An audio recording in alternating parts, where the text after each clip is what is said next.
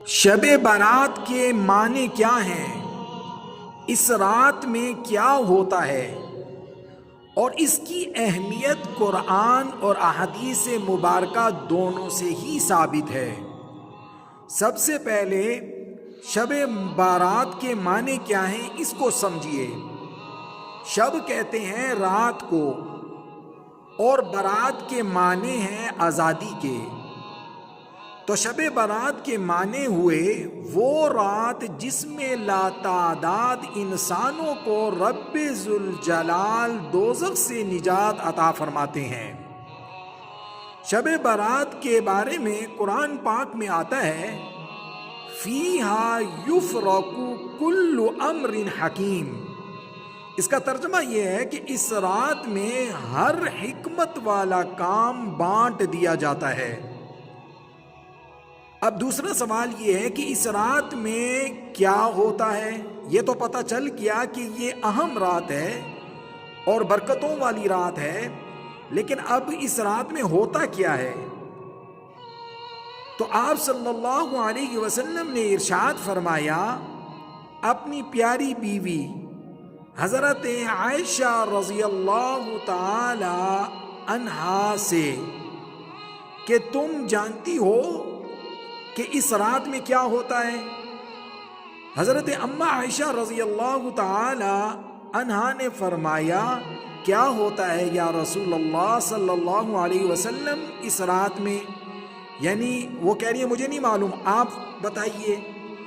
تو آپ صلی اللہ علیہ وسلم نے ارشاد فرمایا اس رات میں سال کا ہر پیدا ہونے والا اور مرنے والا لکھا جاتا ہے اور لوگوں کے اعمال ان کے رب کی بارگاہ میں پیش ہوتے ہیں اور ان کے رزق اتارے جاتے ہیں۔ ایک اور حدیث میں آتا ہے اور اس حدیث کو حضرت علی رضی اللہ تعالی عنہ نقل فرماتے ہیں حضور صلی اللہ علیہ وسلم سے کہ جب شعبان کی 15 رات آئے، یعنی شعبان کی 15ویں رات آئے تو رات کو قیام کرو اور دن کو روزے رکھو۔ یعنی شعبان کی 15ویں جو رات ہو اس رات میں کیا کریں؟ آپ قیام کریں، نفل پڑھیں، تہجد پڑھیں اور اس کا جو دن ہو اس میں روزہ رکھو۔ آپ صلی اللہ علیہ وسلم اس طرح کرتے تھے، اس کی رات میں عبادت کرتے، نفل وغیرہ پڑھتے اور اس کے دن میں روزہ رکھتے۔ یہاں پر ایک اہم بات بھی یاد رکھ لیں، شعبان کی رات میں نفل پڑھنے کا کوئی خاص طریقہ موجود نہیں ہے، جیسے آج کل اعلانات کر کے مساجد سے بتایا جاتا ہے کہ اس طریقے سے 2 نفل پڑھیں، 4 نفل پڑھیں، اس میں اتنی مرتبہ قل هو اللہ احد پڑھیں، اس میں اتنی مرتبہ قل یا ایھا الکافرون پڑھیں۔ ایسا کچھ بھی نہیں ہے، عام نفلوں کی طرح آپ نفل پڑھیں اور کوشش کریں جتنا آسانی سے ہو سکے نفل پڑھ رہے اور تہجد کا اہتمام کریں اور روزہ رکھ لیں۔ یہ دونوں چیزیں رسول اللہ صلی اللہ علیہ وسلم سے ثابت ہیں۔ ایک اور حدیث میں آتا ہے، اس کو بھی حضرت علی رضی اللہ تعالی عنہ نقل فرماتے ہیں حضور صلی اللہ علیہ وسلم سے، اللہ تعالی اس شب میں جو 15ویں شب ہے، شب برات کی جو رات ہے، اس شب میں غروب آفتاب کے وقت سے آسمان دنیا کی طرف نزول فرماتے ہیں اور کہتے ہیں، ندا دینے والا ندا دیتا ہے اور کہتا ہے کوئی مغفرت چاہنے والا کہ اس کی مغفرت کروں، ہے کوئی روزی مانگنے والا اس کو روزی دوں، ہے کوئی مصیبت میں مبتلا اس کی مصیبت کو دور کروں۔ اس قسم کی ندائیں یعنی آواز صبح تک ہوتی رہتی ہیں۔ یعنی یہ وہ رات ہے، اس رات میں اللہ رب العزت آسمان دنیا پر تشریف لے آتے ہیں، کیونکہ اللہ رب العزت عرش کے اوپر ہیں، پھر کرسی ہے، کرسی کے اوپر ہیں، لیکن اس رات میں اللہ رب العزت آسمان دنیا پر آ جاتے ہیں اور پھر ندا دینے والا یہ ندا دیتا رہتا ہے، کوئی مغفرت مانگنے والا ہے تو وہ میرے سے دعا کرے، میں اس کی مغفرت کر دوں گا، کسی کے روزی کا مسئلہ ہے، روزی تنگ ہے، تو وہ روزی سے متعلق میرے سے دعا کرے، مانگے، میں اس کو روزی دے دوں گا۔ کوئی مصیبت میں ہے، بیماری میں مبتلا ہے، تو وہ مجھ سے دعا کرے، مجھ سے مانگے، میں اسے اس مصیبت سے، اس بیماری سے اس کو نجات دے دوں گا۔ اور یہ ندائیں ساری رات ہوتی رہتی ہیں، یعنی صبح تک۔ اسی لیے اس رات میں دعا کا بھی اہتمام کریں، اللہ رب العزت سے مانگیں جو مانگ سکتے ہیں آپ۔ اور تیسری حدیث میں آتا ہے کہ اما عائشہ رضی اللہ تعالی عنہ فرماتی ہیں کہ اس رات میں رسول اللہ صلی اللہ علیہ وسلم جنت البقیع تشریف لے گئے، یعنی قبرستان تشریف لے گئے۔ اس رات میں قبرستان جانا بھی رسول اللہ صلی اللہ علیہ وسلم سے ثابت ہے، لیکن یہاں پر یہ بات یاد رکھیں، آپ صلی اللہ علیہ وسلم اپنی زندگی میں صرف ایک مرتبہ شب برات کی رات میں قبرستان تشریف لے کے گئے ہیں۔ ہر شب برات کو ہر سال میں آپ صلی اللہ علیہ وسلم تشریف نہیں لے کے گئے، صرف ایک مرتبہ گئے پوری زندگی میں۔ لیکن یہاں پر یہ بات بھی اہم یاد رکھیں کہ اس رات میں لوگ قبرستان میں جا کر چراغاں کرتے ہیں، وہاں موم بتیاں لگاتے ہیں اور دیے جلاتے ہیں، یہ سب چیزیں ناجائز ہیں، اس کی کوئی ضرورت نہیں ہے، نہ ہی اس کا کوئی فائدہ ہے۔ آپ قبرستان تشریف لے جائیں، وہاں اپنے مرحومین کے لیے اصالِ ثواب کریں، دعا کریں، ان کے لیے استغفار کریں۔ ایک مرتبہ رسول اللہ صلی اللہ علیہ وسلم اپنی پوری زندگی میں تشریف لے کے گئے، اس کے علاوہ اس کو لازم سمجھنا ہر شب برات میں ہر سال میں یہ بھی ٹھیک نہیں ہے۔ اسی طرح ایک اور حدیث میں آتا ہے، اما عائشہ رضی اللہ تعالی عنہ فرماتی ہیں کہ اللہ تعالیٰ اس رات میں بنی کلب کی بکریوں کے بالوں سے زیادہ لوگوں کی مغفرت فرماتا ہے اور ان کے گناہ بخش دیتا ہے۔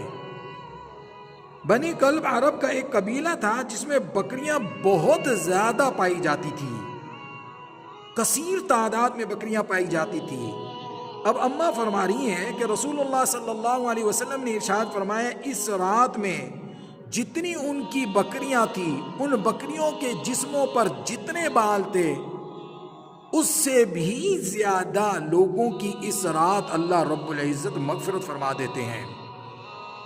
تو یہ کتنی اہم رات ہے، اس کو ضائع نہیں کرنا چاہیے، اس کو عبادت سے زندہ کرنا چاہیے۔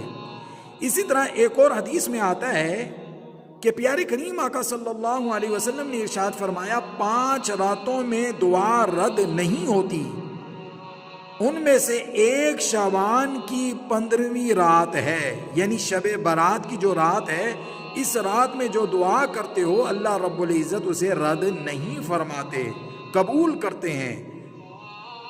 اسی طرح ایک اور حدیث میں آتا ہے کہ اس رات میں اللہ تعالی رحمت کے 300 دروازے کھول دیتا ہے اور لوگوں کو بخش دیتا ہے۔ لیکن کچھ لوگ ایسے ہیں جن کی اس رات میں مغفرت نہیں کی جاتی۔ وہ لوگ کون ہیں؟ وہ بد نصیب لوگ کون ہیں جن کی اس مبارک رات میں بھی مغفرت نہیں کی جاتی؟ یہ اہم چیز ہے۔ اگر ان میں سے کوئی چیز بھی ہم میں پائی جاتی ہے تو اس رات کے آنے سے پہلے ہم توبہ کر لیں تاکہ اس رات میں ہماری مغفرت ہو جائے۔ اور اگر ان میں سے کوئی چیز بھی ہم میں موجود ہوئی، کوئی گناہ ہم میں موجود ہوا، تو اللہ رب العزت اس مبارک رات میں ہماری مغفرت نہیں فرمائیں گے، چاہے ہم اس رات میں عبادت ہی کیوں نہ کرتے رہیں اور اس کے دن میں روزہ کیوں نہ رکھیں، ہماری مغفرت نہیں ہوگی۔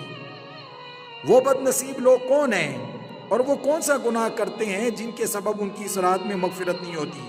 تو سنیے، نمبر 1، شرک کرنے والے کی اس رات میں مغفرت نہیں ہوتی۔ اللہ رب العزت کی ذات اور صفات میں کسی کو بھی شریک نہیں ٹھہرانا، سب کچھ دینے والا، ساری مشکلوں کو دور کرنے والا صرف اور صرف اللہ ہے اور کوئی نہیں ہے۔ غمی خوشی سب چیزیں دینے والا اور اسے دور کرنے والا صرف اللہ ہے۔ تو مشرک کی اس رات میں مغفرت نہیں کی جاتی جو شرک کرتے ہیں۔ نمبر 2، ماں کا نافرمان، نمبر 3 باپ کا نافرمان۔ اب آپ دیکھیں آج کی نیو جنریشن، نیو یوتھ ماں باپ کے مقام اور مرتبے کو بالکل سمجھتی نہیں ہے، ان کے ساتھ توہین کرتی ہے۔ اللہ رب العزت ایسی اولاد کی مغفرت نہیں فرماتے جن کے ماں باپ ان سے ناراض ہوں، تو لہٰذا اپنے ماں باپ کی خدمت کریں، ان کو راضی کریں۔ نمبر 4 شراب کا عادی۔ نمبر 5 قاتل۔ نمبر 6 جادوگر۔ آج کل جادو کا بھی بڑا رواج ہے، جادو کرتے ہیں ایک دوسرے کے اوپر، تو ایسے شخص کی بھی مغفرت نہیں ہوتی۔ نمبر 7 نجومی۔ نمبر 8 کاہن۔ نمبر 9 غیب کی خبریں دینے والا۔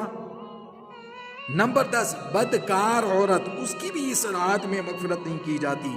نمبر 11 تہہ بند پاجامہ، شلوار، پینٹ ٹخنوں سے نیچے لٹکانے والی کی بھی مغفرت نہیں کی جاتی۔ لہٰذا اپنی شلواروں کو، اپنے ٹخنوں کو، اپنی تہہ بند کو، اپنی پینٹ کو ٹخنوں سے اوپر رکھیں، یہ رسول اللہ صلی اللہ علیہ وسلم کا حکم ہے۔ اور نمبر 12 رشتے ناطے توڑنے والا۔ آج دیکھیں کتنے رشتے دار ایک دوسرے سے ناراض ہیں اور ایک دوسرے سے تعلق توڑ کے بیٹھے ہوئے ہیں، تو اس رات میں وہ عبادت بھی کر رہے ہوتے ہیں اور امید یہ لگا کے بیٹھے ہوئے ہیں ان کی مغفرت ہو جائے گی، تو ایسا نہیں ہوگا۔ نمبر 13 حسد کرنے والا، حسد بھی عام ہے آج کل۔ نمبر 14 بغض کرنے والا۔ نمبر 15 کینہ پرور شخص۔ یہ سب وہ لوگ ہیں جن کی اس رات میں بھی بخشش نہیں ہوتی۔ تو میں نے اب یہ دیکھنا ہے، ہم نے یہ دیکھنا ہے ان گناہوں میں سے کسی گناہ میں تو ہم مبتلا نہیں، کہ ہم اس رات میں جاگے بھی صحیح، عبادت بھی کریں اور روزہ بھی رکھیں، لیکن ہمارے کھاتے میں کچھ نہ آئے، ہمارے نامہ اعمال میں کچھ نہ آئے اور ہماری مغفرت نہ ہو۔ تو اللہ رب العزت ہم سب کو اس رات میں عبادت کرنے کی بھی توفیق عطا فرمائے اور اس رات میں ہماری مغفرت بھی فرمائے، اور جو بد نصیب اس رات میں ان گناہوں میں مبتلا ہوں گے جن کا ہم نے ابھی ذکر کیا، ان کی اس رات مغفرت نہیں ہوگی۔ جو ان گناہوں میں مبتلا ہیں وہ توبہ کر لیں اور اللہ رب العزت سے معافی مانگ لیں، رشتے ناطے جوڑ لیں اور آگے ان گناہوں کی توبہ کر لیں، تو اللہ رب العزت ان کی بھی مغفرت فرما دیں گے۔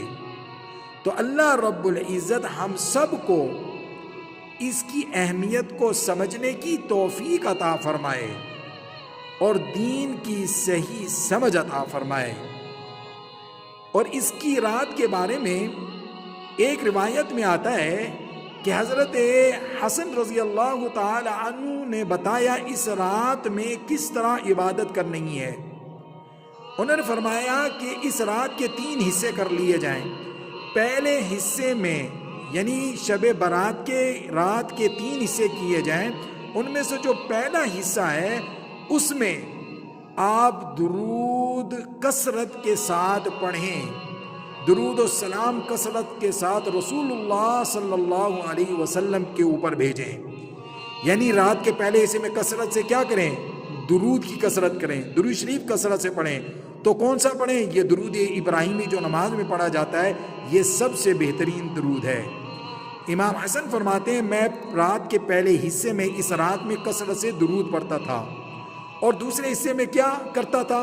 توبہ اور استغفار کرتا تھا۔ تو رات کے دوسرے حصے میں کیا کریں؟ کثرت کے ساتھ استغفار کریں۔ اب استغفار کیا؟ استغفر اللہ، استغفر اللہ، استغفر اللہ، اس کی کثرت کریں۔ یا استغفر اللہ ربی من کل ذنب واتوب الیہ، اس کی کثرت کریں۔ اور رات کے تیسرے حصے میں حضرت حسن رضی اللہ تعالیٰ عنہ فرماتے ہیں میں نفل تہجد وغیرہ پڑھتا تھا۔ تو ہم اس طرح بھی کر سکتے ہیں، اس رات کے 3 حصے بنا لیں۔ پہلے حصے میں کثرت سے درود شریف پڑھیں، دوسرے حصے میں استغفار کریں، اور تیسرے حصے میں نفل اور تہجد وغیرہ پڑھیں اور قرآن پڑھیں۔ تو اپنی اس رات کو قیمتی بنائیے، نہ جانے اگلی دفعہ یہ رات ہمیں نصیب بھی ہوگی کہ نہیں۔ اللہ رب العزت ہم سب کو اس رات کی اہمیت کو سمجھنے اور اس میں عبادت کرنے کی توفیق عطا فرمائے۔ وآخر دعوانا ان الحمد للہ رب العالمین۔